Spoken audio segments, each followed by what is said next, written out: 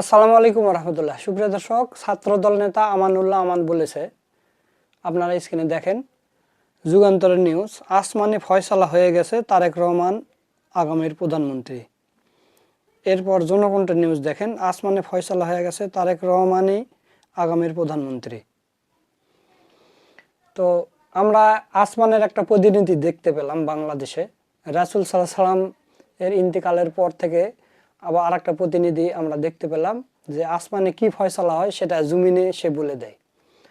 অথচ এই আমানুল্লাহ আমান কিন্তু একটা মেয়েকে ধর্ষণ করছে বিয়ের প্রলোভন দেখে, সেই মেয়েকে এখনো গ্রহণ করতেছে না। বিএনপির কোনো নেতাকর্মী মামলা নিচ্ছে না, পুলিশেরও মামলা নিচ্ছে না। এ নাকি আসমানের প্রতিনিধি হয়ে গেছে। তো অনেকে আবার বলতেছে যে তাদের আসমান হচ্ছে ভারত, ভারতে ফয়সালা হয়ে গেছে, তারেক রহমান প্রধানমন্ত্রী হবে। তো সেটা দেখাই যাবে কে প্রধানমন্ত্রী হয়। তো প্রিয় দর্শক, বিএনপি বলতেছে তারা যদি সরকার গঠন করতে পারে, মানে সংখ্যাগরিষ্ঠ আসন নিয়ে যদি সরকার গঠন করতে পারে, তাহলে জামাতে ইসলামী, এনসিপি বা খেলাফত মজলিসের যেগুলো এমপি হবে তাদেরকে নাকি তারা মন্ত্রিত্ব দিবে না, মন্ত্রিত্ব তারা নিবে না, শুধু বিএনপির নেতাকর্মীদের তারা মন্ত্রী বানাবে। অপরদিকে জামাতে ইসলামী যদি সরকার গঠন করতে পারে সংখ্যাগরিষ্ঠ আসন নিয়ে, তাহলে বিএনপির এমপিদেরকেও জামাতে ইসলামী মন্ত্রিত্ব দিবে, কিন্তু শর্ত একটা, যে কোনো দুর্নীতি করা যাবে না, কোনো অনিয়ম করা যাবে না, করলে খবর আছে। তো প্রিয় দর্শক, এই বিষয় নিয়ে অসাধারণ একটা বিশ্লেষণ করেছেন আমাদের বড় ভাই মোহাম্মদ সোলাইমান। তো চলুন আমরা তার ভিডিওটা একটু দেখে আসি। তারেক জিয়া আন্তর্জাতিক মিডিয়াতে সাক্ষাৎকার দিচ্ছেন আর বিএনপির ভোট কমাচ্ছেন, নিজেই বিএনপির রহস্য ফাঁস করে দিচ্ছেন। সাক্ষাৎকার দিচ্ছেন ভালোর জন্য, ফলাফল উল্টো। তারেক যত কথা বলেন বিএনপির ভোট তত কম। আমরা স্পষ্টতই সেই দৃশ্য দেখতে পাচ্ছি। দেখেন দর্শক, এবার কি ঘটেছে। জামাতের সঙ্গে ঐক্য করে জাতীয় সরকার গঠন করবে না বিএনপি। কেন করবে না? অন্যদিকে জামাত বলেছে তারা শর্ত সাপেক্ষে বিএনপিকে দিবে। এই দুইটা পয়েন্ট একত্র করলে একটা বিষয় স্পষ্ট, যে জামাতের সঙ্গে মিলে যদি একটা সরকার চালায়, এবার তো জামাত যথেষ্ট শক্তিশালী থাকবে, বিরোধী দলে যাক আর সরকারি দলে যাক, এবং সেই জাতীয় সরকারে যদি বিএনপি জামাত উভয় থাকে, জামাতের সাথে থাকলে বিপদ। কি বিপদ? দুর্নীতি করতে পারবে না। যারা বিএনপি করে, যারা বিএনপির এমপি হতে যাচ্ছে, মন্ত্রী হবে, তারা তো কোটি কোটি টাকা খরচ করে নমিনেশন কিনেছে। ওই টাকা দিয়ে তারেক জিয়া চলেন। ওই টাকা তো সরকারে গেলে উঠাতে হবে, দুর্নীতি করতে হবে। এ কারণে জামাত সাথে থাকলে দুর্নীতি করা যাবে না। আর জামাতকে সাথে তারা নিবে না তারা জিতলে, আর জামাত নিতে চাইলেও যেতে চাইবে না, কারণ জামাত শর্ত দিবে যে আমি তোমাকে মন্ত্রিত্ব দিতে পারি বাবা, কিন্তু দুর্নীতি করতে পারবো না। দুর্নীতি করলে কিন্তু জেলে যেতে হবে। তুমি রানিং এমপি, রানিং মন্ত্রীকে জেলে ঢুকিয়ে দিবে। এমনকি রানিং প্রধানমন্ত্রী যদি দুর্নীতি করে, তাকে জেলে ঢুকিয়ে দেওয়া হবে। এইটা হবে জামাতের নতুন Bangladesh. Just wait and see. জামাতের লোকজন সবাই দুধের ধোয়া, একথা বলি না, তবে পৃথিবীতে যত রাজনৈতিক দল আছে সবার সাথে তুলনা করলে জামাত তুলনামূলক সৎ। কিন্তু দুই একজন চোর, দুর্নীতিবাজ থাকতে পারে, হতে পারে। কিন্তু এরকম যদি দেখেন যে জামাতের 165 জন এমপির মধ্যে একজন কয়টা টাকা মেরে খেয়েছে, দেখবেন যে জামাত তাকে জেলে ঢুকাবে। এইটাই আমরা চাই। সাহাবা ইকরামদের মধ্যে ত্রুটি বিচ্যুতি ছিল, ডেভিয়েশন হয়েছিল, তো জামাতের কোন এমপির ক্ষেত্রে এটা হতে পারে। জামাত যতটা সৎ এবং যথেষ্ট সেফ, পৃথিবীতে এরকম কোন সেফ দল আমি দেখি না। এর মানে এই নয় যে সবাই ফেরেশতা, কেউ দুর্নীতি করবেন না বা করে না। জামাতের আভ্যন্তরীণ টাকা পয়সা নিয়ে একটু এদিক ওদিক হয়, কিন্তু পৃথিবীর যে কোনো দলের চাইতে জামাত সৎ। জামাতের নেতা যদি 1 টাকা মারে, তাহলে বুঝবেন যে দুনিয়ার সবচাইতে যে সৎ দল সে 1000 টাকা মারে। তো এই জন্য কুল্লু বনি আদম খত্তা, প্রত্যেক বনি আদমের মধ্যেই ভুল আছে, কেউ ভুলের ঊর্ধ্বে নয়। আর বিএনপি হচ্ছে স্ট্রাকচারাল দুর্নীতিবাজ দল। তারা টাকা দিয়ে নমিনেশন কিনেছে, অতএব এখন সে টাকা উঠাতে হবে। জামাত সাথে থাকলে তো দুর্নীতি করা যাবে না। নইলে সমস্যাটা কি দেখেন, জামাত এখন হয় ফার্স্ট নাহলে সেকেন্ড, দুইটার একটা, এতে তো আর কোনো সন্দেহ নেই। তো যারা এত শক্তিশালী, একটা সুন্দর স্থিতিশীল বাংলাদেশ গড়তে বিশ্ববিদ্যালয়গুলো ছাত্র বা তরুণদের মধ্যে তো জামাতে গিয়ে, এটা তো বিএনপি একমত। বিএনপি দাবি করে যে তারা ক্ষমতা আসবে, ঠিক আছে, আসলেও অনেক জায়গায় তো জামাতে গিয়ে, নইলে তার বিরোধী দল হতে পারে না। তো এই জায়গাটায় একটা স্থিতিশীল বাংলাদেশ গড়ার জন্য সরকারি দল, বিরোধী দল সবাই মিলে জাতীয় সরকার গঠন করলে আপত্তি হওয়ার তো কথা না। তাহলে আপত্তিটা কোন জায়গায়? ওই যে জামাত থাকলে দুর্নীতি করা যাবে না, অন্য কেউ থাকলে সেখানে তাদেরকে ভাগ দিয়ে দুর্নীতি করা যাবে, কিন্তু জামাত থাকলে জামাত তো আর ভাগ নিবে না, দুর্নীতি করা যাবে না।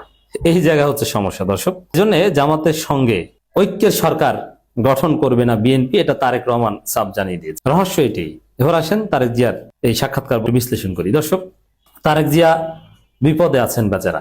যেখানে কথা বলতে যান ভুলভাল বলেন, হিসাব নিকাশ মিলে না, ধরা খাওয়ার মতো একটা অবস্থা, সব জায়গায় উল্টাপাল্টা হয়ে যায়। তো দর্শক, মাইক হাতে নিলেই ভুল কথা ছাড়া একবারও মাইক ছাড়তে পারেন। এখন এই যে ইন্টারন্যাশনাল মিডিয়ায় সাক্ষাৎকার দেন, আমিরে জামাত তো সরাসরি ইংরেজিতে সাক্ষাৎকার দিয়েছেন বিভিন্ন জায়গায়, আল জাজিরা সহ বিভিন্ন জায়গায় সরাসরি ইংরেজিতে সাক্ষাৎকার দিয়েছেন। তারেক জিয়ার একটা ইংরেজি সাক্ষাৎকার আমরা শুনতে চাই, পারলে দিক। সাংবাদিক ইংরেজিতে প্রশ্ন করবেন, তিনি ইংরেজিতে উত্তর দিবেন, দিলাম দিক। খালেদা জিয়াও কিন্তু ইংরেজিতে সাক্ষাৎকার দিয়েছেন, বিবিসিতে ভাঙা ভাঙা ইংরেজি বলেছেন। তাহলে ওই রকমই একটা বলুক তারেক জিয়া, কিন্তু পারবে না। কথার মধ্যে দুই একটা ইংরেজি বলতে পারে, কিন্তু ইংরেজিতে সাক্ষাৎকার দিতে পারে না। তো এই লোককে আপনার প্রধানমন্ত্রী চান? সাক্ষাৎকার বাংলায় দেয়, ওইটা অনুবাদ করে তারা। এবং তাও মনে হয় শর্ত থাকে যে আমি যা বলবো প্রকাশের আগে আরেকবার দেখাবা, ওই জন্য সংশোধনী দিব, এরকম কন্ডিশনাল সাক্ষাৎকার কিন্তু হয়। আর ভিডিও সাক্ষাৎকার দিতে রাজি না, অডিও সাক্ষাৎকার মানে লিখিত লেখে, বলবে আর লিখবে, লেখাটা ওটা আবার এডিট করানো যায়। ভিডিও সাক্ষাৎকার দিলে তো রেকর্ড থাকে, আর এডিট করা থাকলেও ভুল অংশটা তো আবার ছেড়ে দিতে পারে। তো তারেক রহমান এমন একজন অযোগ্য ব্যর্থ নেতা যিনি সাক্ষাৎকার দেওয়ারও যোগ্যতা রাখেন না। তো দর্শক, সাক্ষাৎকার দিয়েছেন, সেখানে বলেছেন, যা বলেছেন পুরোটাই বিএনপির এগেনস্টে গেছে। কথা হচ্ছে জামাতের সঙ্গে ঐক্য সরকার গঠন করবে না। এ থেকে স্পষ্ট হয়েছে যে জামাতের সঙ্গে থাকলে দুর্নীতি করতে পারবে না, এই জন্য ঐক্য সরকার গঠন করবে না। আরো স্পষ্ট হলো যে বিএনপি আসলে ঐক্য চায় না, বিএনপি চায় বিভেদ। বিএনপি চায় সরকারি দল বিরোধী দল ফাড়াফাড়ি মারামারি, আর জামাত চায় যে সবাই মিলে একটা স্থিতিশীল বাংলাদেশ করে দেশটাকে এগিয়ে নিয়ে যায়, দেশটাকে সিঙ্গাপুর দক্ষিণ কোরিয়া বানায়। পার্থক্য এটা। আবার এই সাক্ষাৎকারেই তারেক জিয়া বলেছেন স্পষ্ট করে যে আমি চাই শেখ হাসিনার সন্তানেরা চাইলে রাজনীতি ফিরতে পারে, মানে জয় পুতুল চাইলে রাজনীতি ফিরতে পারে। তো তাদেরকে প্রলুব্ধ করছে। কারণ এইটা কি জনগণ ভালোভাবে নিবে? না। নির্বাচনের পরে বললে একটা কথা ছিল বাবা, নির্বাচনের আগে বলে দিল যে জয় পুতুল রাজনীতি ফিরতে পারে, বিএনপির ভোট যা আছে এটাও তো থাকবে না। মজা না? হিসাব উল্টে যাচ্ছে, হিসাব মিলছে না। তো দর্শক, তারেক কথা বললে বিএনপির ভোট কমে, তারেক বিএনপির ক্ষতি করছেন। পরিবারতন্ত্র রক্ষা করতে উঠে পড়ে লেগেছেন, বিএনপির ভেতরেই বেচারা চাপে আছে। বিএনপি চেয়ারম্যান তারেক রহমান বলেছেন, ত্রয়োদশ জাতীয় সংসদ নির্বাচনের পর জামাত ইসলামের সঙ্গে ঐকমত্যে সরকার গঠনের সম্ভাবনা নাকচ করে দিয়ে বলছেন বিএনপি এককভাবে সরকার গঠনের সক্ষমতা রয়েছে। তবে এটা তো সক্ষমতার প্রশ্ন না। জামাত তো বলছে আমরা সংখ্যাগরিষ্ঠতা পেলেও আমরা সবাই মিলে সরকার গঠন করব। কেন? একটা ঐক্যবদ্ধ বাংলাদেশ দরকার। বাংলাদেশের রাজনীতির যে হানাহানি, সরকারি দল বিরোধী দল মারামারি, এটার একটা বিহিত দরকার। এই কারণে কিন্তু এই কনসেপ্ট বিএনপি পজেস করে না। সক্ষম মানে ডাকসুর মতো সক্ষম। জরিপে আসে 48% ভোট, শেষে দেখা যায় যে আন্ডা। আপনার সক্ষম হবেন ওইভাবে, জাস্ট ওয়েট করেন 12 তারিখ পর্যন্ত। 6 ফেব্রুয়ারি নিজের দলীয় কার্যালয়ে বসে রয়টার্সকে সাক্ষাৎকার দেন। এইসব সাক্ষাৎকার দিয়ে ভোট আরো কমাচ্ছেন। একই সঙ্গে তিনি কথা বলেন চীনের সঙ্গে সম্পর্ক বাড়ানো, জেনজিদের ভোট ও রোহিঙ্গা ইস্যুতে। আচ্ছা, আপনার এই পররাষ্ট্র নীতি, আপনার নীতি কি করবেন, এইটা নিয়ে আপনি একটু জামাতের আমিরের সাথে ডিবেটে বসেন, সাহস থাকলে। বলতে পারবে না, বসতে পারবে না, বসার যোগ্যতা নেই। এই জন্য এই কেন বসবে না, ওই ব্যাখ্যা টকশোতে বিএনপির ভাড়াটিয়া বুদ্ধিজীবী ইউটিউবার যারা আছে, সেই রেজাউল করিম রনি, ডাক্তার জায়েদেরা দেওয়া শুরু করেছে যে ডিবেটের নামে তারেক রহমানকে অপমান করা হতে পারে। বুঝতে পারছেন মানুষ কোথায় আছে? পৃথিবী চলে গেছে আকাশে, আর এখানেও সেই কবিরাজি এবং সেই কুসংস্কারচ্ছন্ন যে চিকিৎসা, ওইগুলোর জগতে আছে বিএনপি। এদের মন মানসিকতা এখন পর্যন্ত উন্নত হয়নি, ওয়েস্টার্ন হয়নি। কারণ এদের যারা পলিসি মেক করে, এরা তো ছাত্রী, ইউরোপ আমেরিকা চলাফেরা করার অভিজ্ঞতা নেই, যেটা জামাতের আছে। আসলে নির্বাচনে বিএনপির প্রতিনিধি হিসেবে ধরা হচ্ছে জামাত ইসলামীকে। দলটির আগে নিষিদ্ধ থাকলে এবার রাজনৈতিক শক্তি হিসেবে দেখা যাচ্ছে, নানান কথাবার্তা ইত্যাদি ইত্যাদি। যাই হোক, মূল কথা, এবং জামাতকে দুই দলেই দেখতে চান তারেক জিয়া, কিন্তু জামাতের বিরোধী দলে যাওয়ারও প্রস্তুতি আছে।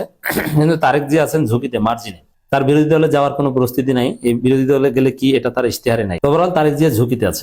সুপ্রিয় দর্শক, আপনারা সোলাইমান ভাইয়ের ভিডিওটা দেখলেন। তো আমানুল্লাহ আমান যে কথাটা বলেছে, এই কথাটা আপনারা কিভাবে দেখছেন যে আসমানে ফয়সালা হয়ে গেছে, তারেক রহমানে আগামীর প্রধানমন্ত্রী? অবশ্যই আপনাদের মূল্যবান মতামত কমেন্ট করে জানিয়ে দিবেন। ভিডিওটা ভালো লাগলে শেয়ার করবেন। আজকের ভিডিও এই পর্যন্তই। সকলকে ধন্যবাদ। আসসালামু আলাইকুম ওয়া রাহমাতুল্লাহ।